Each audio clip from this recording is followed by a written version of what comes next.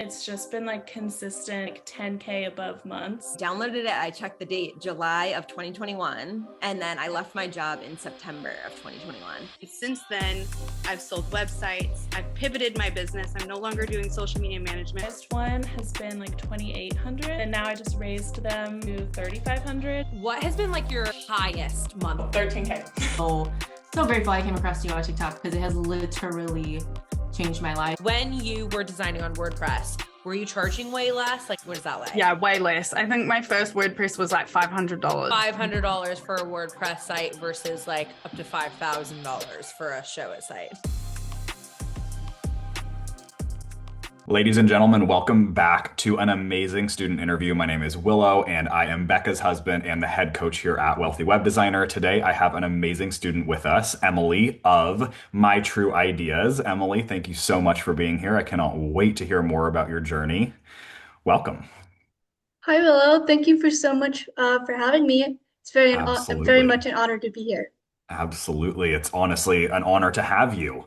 So Emily, I got to read a little bit about you, but let's start from the beginning. I know that you've been doing this for about 6-ish months now, full-time-ish? Yeah, about a year now. Amazing. Cool. Well, take us back to the beginning.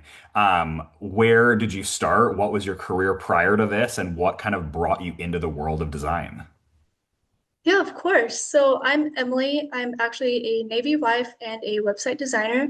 I've been a creative all my life and actually grew up watching like HGTV and loving interior design. So web design just kind of naturally came a perfect place for me, creativity and strategy wise.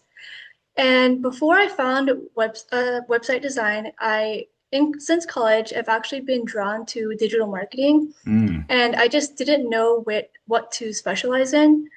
So I actually decided to start my journey into social media just to get my foot through the door. Yeah. So I got my first corporate role out of college as a social media coordinator, and I was literally like working in the basement of all places. So Yeah. I was, yeah, I was like looking up through the floors, and I knew that I didn't want to climb this ladder and that corporate role just wasn't for me. Okay. So I was let go early, but it was okay because I knew what I wanted to do. I wanted to get into entrepreneurship. I, again, just didn't know what to specialize in.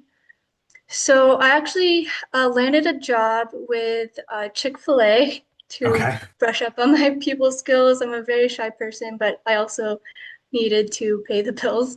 Yeah. But it was actually a good experience because I got a random DM from a CEO from a real estate and construction company. And he was actually really needed help with his digital marketing, including redesigning his website. And so I decided to take a leap of faith. I took the interview, but I was being ballsy in that experience because I told him like, hey, if this is a employee role, like I don't want it. I want to be an entrepreneur.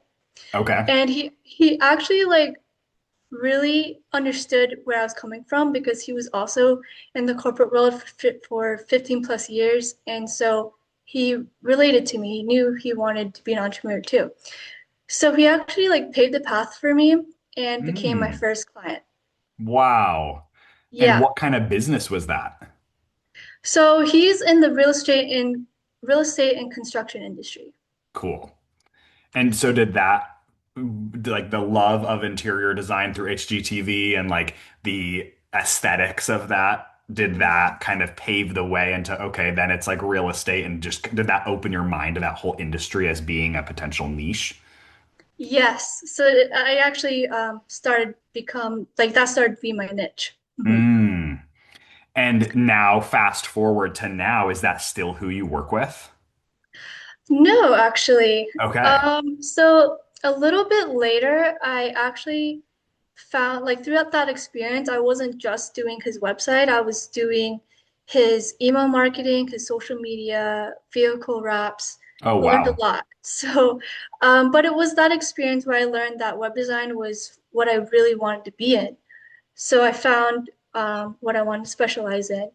And because of that, actually, during that time, I gained another client, but also doing digital marketing. So with these two clients, I was working like 50 to 60-hour weeks, Wow. and it became too much. So after figuring out what I wanted to specialize in, I had a shift in my just a hard reset. So I got married to my husband. He's in the Navy.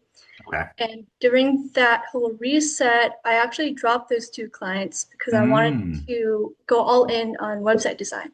Okay. Yes. So during that major decision, I actually found Becca Mm. through Instagram. Okay. And what at that time, like when you dropped the clients and decided, okay, I'm going to go all in on web design, what were the challenges that you ran up against and like felt as you were making that? Yeah, it was a lot of challenges just balancing everything from their websites, their email, their social media, and just 50 to 60-hour weeks was not sustainable for me. So I was very burnt out. Turns out for most. Yeah. And then as you have come into being a web designer in the home and what would you call it, the industry that you work in? Would you call it the home industry? Yeah, I say like home and lifestyle Okay. businesses. Yeah. Amazing. Um, in going for that, what were the things that you like both internally and externally? What were the hardest parts of that? The hardest parts was probably working or speaking to them in my content because Mm, wasn't necessarily in the home and lifestyle industry, but I just really loved them. And that real estate experience actually helped a little bit to speaking to them yeah, for sure. yeah. Anything like internally that you've had to work through in becoming an entrepreneur that feels like it has stood out to you? Oh yeah, definitely a lot of personal development. I've been binge watching a lot of your podcasts and reading personal development books. So it was a Okay. big mindset shift that I needed to Mm, just really jumping in and knowing that I can figure out any problems that come my way. yeah. I read a book one time. It might be worth checking out if you haven't seen it before. It's called Everything is Figure Outable. I think Hmm. it's Marie Forleo. It was a book that Becca and I both read right as we were launching Bold and Boho, and it really did, for me at least, help my mind realize that everything is figure outable, even if it's not the way that you think it's going to happen, and maybe it like life takes you in a completely different direction, but that Yeah. you do figure it out. I love that. And so now, working in the home and lifestyle niche, where are you hoping to take all of this? I am hoping to take all of this. I'm hoping to help everybody in the home and lifestyle industry and just being not just their web designer, but be more their business partner. Like, I want Mm, to learn more of their business and help them set up the right systems mm, um, aligned with their website so that they can also build their businesses. totally. And do you feel like you have? I had read in the information that you had submitted to me that you left 2025 with 7 clients total, which is incredible. Yes. Congratulations. Thank you. I'm curious if you think back to the last couple of years through all of the personal development, through the pivoting of services and things like that, and then also getting and working with these clients. If you have any tips for people that are maybe watching this or listening to this that are still feeling a little bit stuck where they're at when it Mhm. comes to showing up or pushing through the shyness or anything around that. For sure. For me, everything came down to just posting on social media. So I had a dry spell. So I had like 5 months of no clients, but I was still consistently posting on social media. Uh-huh. But as a very shy person, I had to push through it. I had to get comfortable on camera, and I found that the easiest way to get better was actually Instagram stories. Mm. Yes, because I was always scared to be on camera, so I'd practice my talking head videos on camera, and even though it was bad and rusty and just not that good, it was okay because it's just gone the next 24 Mm, hours. yeah. So that's where I really got my reps in. For Okay. sure. And do you think of yourself as like a documenter that you're like on your stories? Is it mostly talking or is it like bringing people along with what you're doing or is it a little bit of both? I'd say a little bit of both. Even whenever I'm building my portfolio, I would show up on my stories and show what I'm working on. I'd show little teasers, and then Yeah. even just like even posting on my content, I'd start with what I'm doing for the mood board, with the branding, just leading up to the actual showcasing of the website. And Yes. it all helped. It all helped. People are looking at you. Yeah, 100% they're looking at you. And I feel like you're touching on something that I feel like is really important to even the strategy that I use of you factor in that people commonly start to assume things. And if Hmm. you are able to document and show your client journey from finding a client to then finding the mood board and finding like creating the brand or creating the website, if you're able to show that whole journey, then the people that are watching, whether it's on your stories or your social posts, they start to assume that that will be them as well if they take action, if they want a website and things like that. And it really does help build the trust so that when a client reaches out or maybe responds to a call to action that you put out, there's not the convincing or building trust anymore because they feel Hmm. that authentic trust from the start because they've watched you do it already a couple of times and they can assume, okay, if they had that experience, I'm going to have a very similar experience as well. Yeah, for sure. For sure. Yeah. So now going into 2026, last year you had 7 clients. You also were able to raise your prices of your website quite a bit, right? From 600 to 2,000. Yes. Yeah, Walk me my first, through. Did that happen gradually or was that one big jump or what did that look like? it was gradually. I did my first website. It was also Show It. I did that for 600. That was actually part of my beta Okay, launch. cool. So that was actually kind of funny because I did my first beta launch and I didn't get any bites. Okay, So I tried again and did a second beta launch, and I got 2 clients before my launch even started. okay. And so, yeah, so that one was 600, and then now I do 2,000. Amazing. And is So that yeah, for a custom website or a website in a day or what kind of offer is that? so that is website in a week. Amazing. Yes, Cool. yes. Have you found that you really like that time frame of a full work week? Oh yes, it works a lot for me. That's Yeah, I like it. amazing. I personally, both in a design business and as a client, actually really like the week. Hmm. I feel like a day is incredible for a lot of people that are really good at being decisive. But if you need a little bit of time to process, like I'm always a processor, and I'm like, I feel like I need a couple days to like look at it, give a couple edits, Yeah. find a couple logins or photos, things like that. So I'm so glad that you found that the week works for you. So do you have, I'm curious, coming from having digital marketing clients in the past, do you now envision going, especially you had used the word like partner. I'm Yes. curious, do you envision this year expanding your services into more than just web, or are you locked and loaded in the website in a week offer and that is kind of your like bread and butter of a repeatable offer? So I'd say it's a little bit of both. I definitely want to get in touch with people for beginning web design, and then to retain them as part of like a monthly Yeah. type of deal, I'd want to be that partner and help them set up their systems with their automations with social media, help them Love that. probably even how to post consistently, Yeah. along with setting up their freebies and their funnels and just Yeah. getting everything you want for a flywheel of leads. I love that. And I can totally see that for you.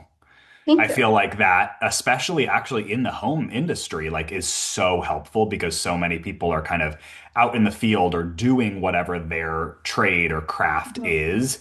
And commonly, are not big on the social side of things. But I feel like even right now, what I see on social media also being kind of real estate adjacent is that the brands that are kind of pivoting into content and, doing the digital marketing are actually excelling so quickly.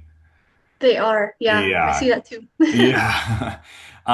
Cool. Well, I'm curious. So going into 2026, we're right now it's January 12th, so we have a pretty much full year ahead of us.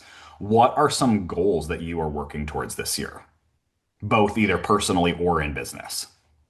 Yeah, so my goals for sure is to start reaching consistent work and reaching the 10 monthly goals or 10K goals. Okay. Um, so yeah, being in the academy actually helped a lot to help even like build the small momentum I'm starting to get.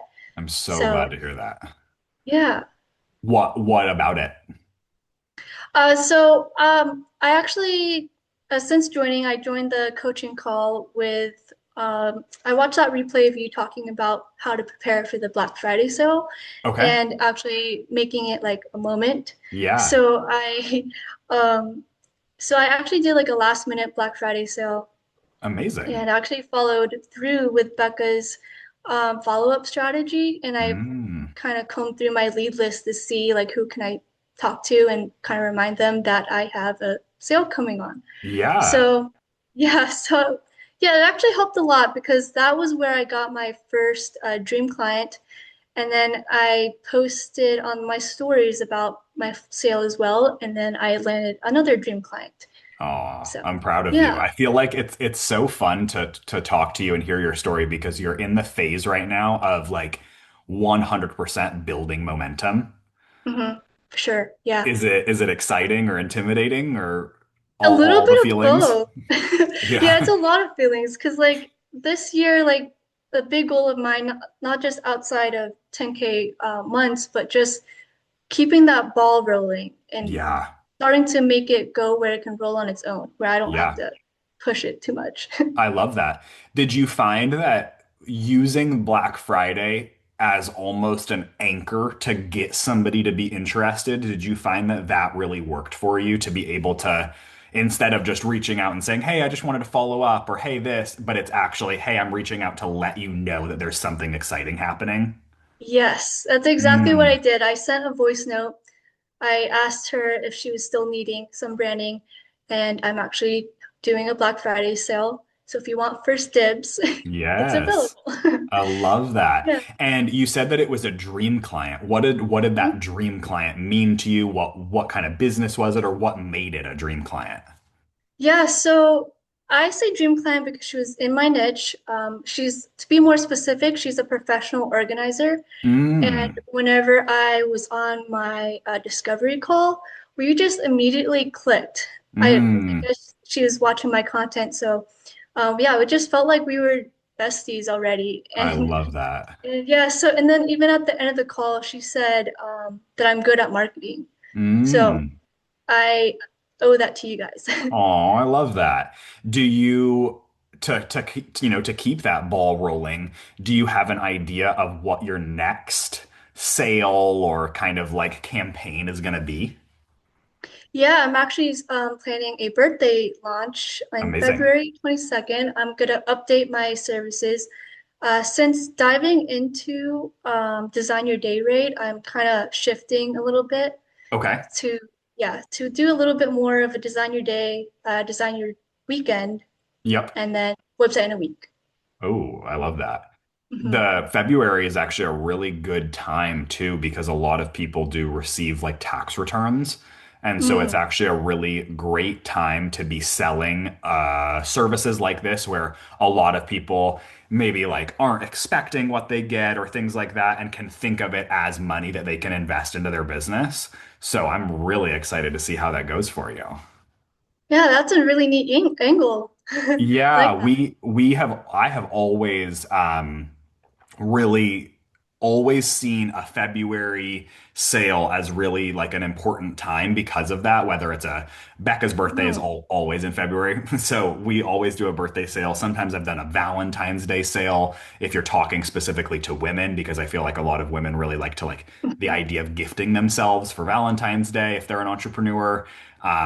There's a lot of opportunity in that. And I think that that's something I really want to empower you to do of it's the same thing actually that I do is that people can see what you're doing all the time and you can be building that trust and you can be building that momentum. But a lot of the time for them to take action, they just need that one thing. It's an event or a campaign or a sale or something. And so I feel like that actually can work really well. And one of my tips for you is to actually look at, you can even just go on like Google, but look up a corporate sale calendar and it'll give you okay. a year-long calendar and you can kind of start picking and choosing, I wonder that one holiday or that one thing that actually lots of brands and companies are selling, I could do that.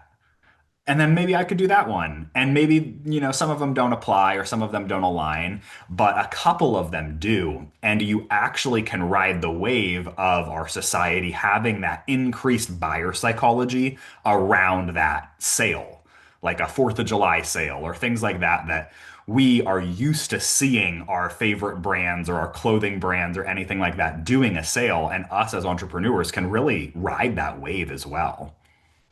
Wow, I like that. That's so Yeah. cool. Yeah. Well, to round things out, I'm curious if you have maybe 1 to 3 tips for anybody that's listening to this, because your story is very inspiring and also very real in that you've had struggles getting clients, you've gotten clients, you've pushed through a lot of interpersonal stuff. I'm curious if you have a couple of tips for anybody that's watching this that might be able to take some inspiration from today's episode. Yeah, entrepreneurship is very heavy on the personal development side, so I definitely recommend reading a lot of some personal development books and some business books. Always invest in yourself because you are the number one investment, and only you can like make your dreams happen. So, um, yeah. I love that. Well, thank you. And thank you for doing this interview. And welcome officially to the Academy. I'm so glad to start seeing your face more on our coaching calls and things like that. Where can people find you? I'm sure that people are going to want to check you out, your brand, all of that. Yeah, of course. So my Instagram is it's Emily DeLeon. Okay, amazing. And I'll have that all linked below if you're listening to this on YouTube or on Spotify. Of course. Thank you so Awesome. Well, much, thank you Willow. so much, Emily. It's been an honor to learn more about you, and I can't wait to see you more inside of the Academy. Yes, thank you. I'm so excited. Absolutely.